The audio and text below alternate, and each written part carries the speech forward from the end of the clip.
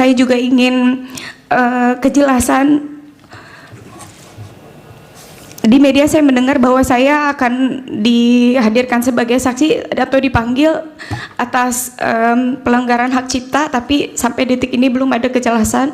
Jadi saya mohon sekali bantuannya untuk kasus saya ini terkhusus. Terima kasih. Assalamualaikum warahmatullahi wabarakatuh. Waalaikumsalam.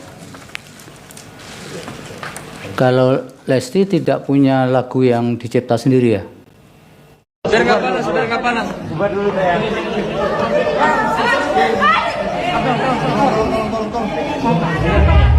Bisa. Mundur. Keluar. Ya, keluar, Pak. Awas. Kasih lewat.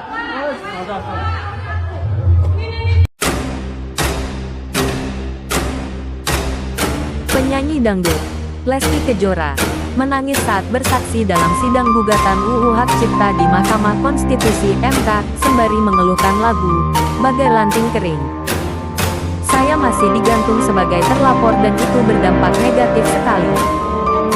Saya juga ingin kejelasan, kata Lesti menangis, bersaksi di ruang persidangan MK, Jakarta, Selasa tanggal 22 Juli tahun 2025.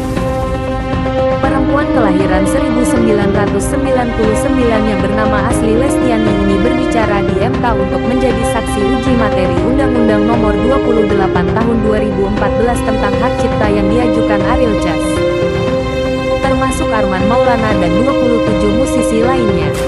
Keluhan atas masalah pribadinya itu dia sampaikan di penghujung kesaksian. Dia merasa masalah yang menimpanya adalah berkaitan dengan ketidakjelasan di UU Hak Cipta yang kini sedang diuji di MK. Somasi disertakan laporan pidana merupakan bentuk nyata dari kekaburan norma dan ketidakseimbangan posisi hukum antara pencipta dan pelaku pertunjukan, kata Lesti dengan suara bergetar, menangis.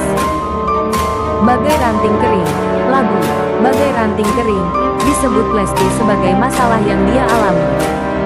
Lagu itu adalah ciptaan Yoni Dores. Tanggal 1 Maret tahun 2025, Lesti disomasi Yoni Dores karena dianggap mempertunjukkan lagu itu tanpa izin dari Yoni Dores. Saya bahkan dituding telah melakukan pelanggaran ketentuan pidana dalam UU Nomor 28 Tahun 2014 tentang hak cipta, ujarnya. Tanggal 18 Mei tahun 2025. Lesti mendapat informasi telah dilaporkan Yoni Dores ke Polda Metro Jaya.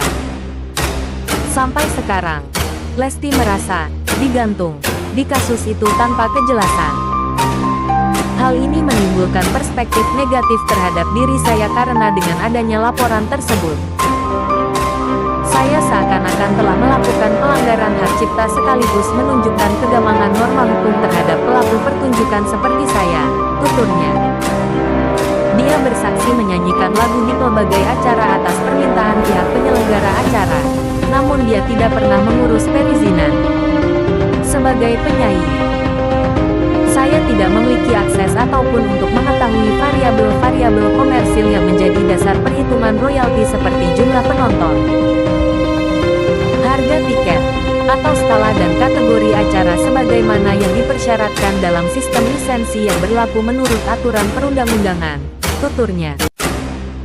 Penyanyi Lesti Kejora akhirnya buka suara soal ramainya permasalahan hak cipta. Setelah mencuatnya kasus Agnes Mo dengan Ari Bias, kini beberapa penyanyi ikut terseret dalam masalah serupa. Salah satunya Lesti Kejora yang sebelumnya sempat mendapat somasi dari pencipta lagu Yoni Dores. Lesti Kejora juga dilaporkan ke Polda Metro Jaya buntut bawakan lagu ciptaan Yoni Dores tanpa izin. Pada hari ini, Selasa tanggal 22 Juli tahun 2025, sidang uji materi Undang-Undang Nomor 28 Tahun 2014 tentang hak cipta digelar di Mahkamah Konstitusi MK, Jakarta Pusat. Lesti Kejora dihadirkan sebagai saksi mengenai permasalahan hak cipta. Dalam pernyataannya, Lesti Kejora mengungkapkan keresahannya mengenai apa yang dialaminya sebagai seorang penyanyi. Lesti Kejora menyampaikan bahwa somasi dan laporan pidana untuknya yakni sebagai bukti ketidakseimbangan hukum antara pencipta lagu dan penyanyi. Somasi yang saya terima disertai laporan pidana yang dibuat oleh pencipta merupakan bentuk nyata dari kekaburan norma dan ketidakseimbangan posisi hukum antara pencipta lagu dan pelaku pertunjukan. Ungkap Lesti. Dikutip dari YouTube Intens Investigasi. Ia kemudian menyinggung lemahnya perlindungan hukum terhadap seorang penyanyi. Hal ini memperlihatkan betapa lemahnya perlindungan terhadap hak terkait khususnya bagi pelaku pertunjukan seperti saya, ujarnya. Menurutnya, selama ini dirinya telah bekerja profesional dan sesuai dengan kontrak yang ada. Namun dirinya sebagai pelaku pertunjukan malah dituding melakukan pelanggaran hukum soal hak cipta. Jika penyanyi yang hanya menjalankan tugasnya sebagai pelaku pertunjukan dapat dituduh melanggar hukum pidana hanya karena membawakan lagu populer, maka praktik ini menciptakan kebiasaan buruk bagi dunia pertunjukan dan industri hiburan nasional, tuturnya. Istri Rizky Bilar itu mengaku sampai saat ini belum mendapat kejelasan. Laporan itu pun berimbas kepada pekerjaannya sebagai seorang penyanyi.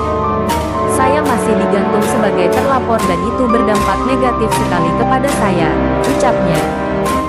Yoni Dores melaporkan Lesti ke Polda Metro Jaya pada Mei tahun 2025. Lesti dituduh telah membawakan dan mengunggah beberapa lagu ciptaannya sejak 2018 seperti Cinta Bukanlah Kapal, Bagai Ranting Yang Kering, dan Arjuna Buaya di YouTube tanpa izin. Kasus ini menyoroti pentingnya pemahaman masyarakat tentang aturan hak cipta lagu yang diatur dalam Undang-Undang Nomor 28 Tahun 2014. Menurut UU tersebut, setiap lagu dan musik yang diciptakan secara orisinal otomatis dilindungi tanpa perlu didaftarkan. Perlindungan mencakup melodi, lirik, aransemen, dan rekaman. Pencipta berhak mendapatkan pengakuan dan keuntungan ekonomi dari karyanya. Lesti Andriani atau dikenal sebagai Lesti Kejora merupakan penyanyi dangdut Indonesia. Nama Lesti Kejora menjadi populer setelah berhasil menjuarai The Academy musim pertama pada tahun 2014. Lesti Kejora lahir di Cianjur pada tanggal 5 Agustus tahun 1999. Lesti Kejora merupakan anak dari pasangan Endang Mulyana dan Sukartini. Ia memiliki dua saudara laki-laki bernama Benny Mulyana Sopyan dan Reddy Mulyana Sopyan. Lesti Kejora sudah mulai belajar bernyanyi sejak usia 4 tahun. Saat itu, ia gemar menyanyikan lagu-lagu tradisional Sunda, sinden. Ketika masuk usia 8 tahun, ia mulai bernyanyi dangdut dari panggung ke panggung. Pada tahun 2014, saat ia duduk di kelas 2 SMP, Lesti mengikuti kontes menyanyi The Academy yang tayang di Indosiar. Ia mengikuti audisi di Bandung dan berhasil mendapatkan golden ticket untuk langsung mengikuti konser eliminasi di studio Indosiar. Setelah melalui berbagai babak di panggung The Academy,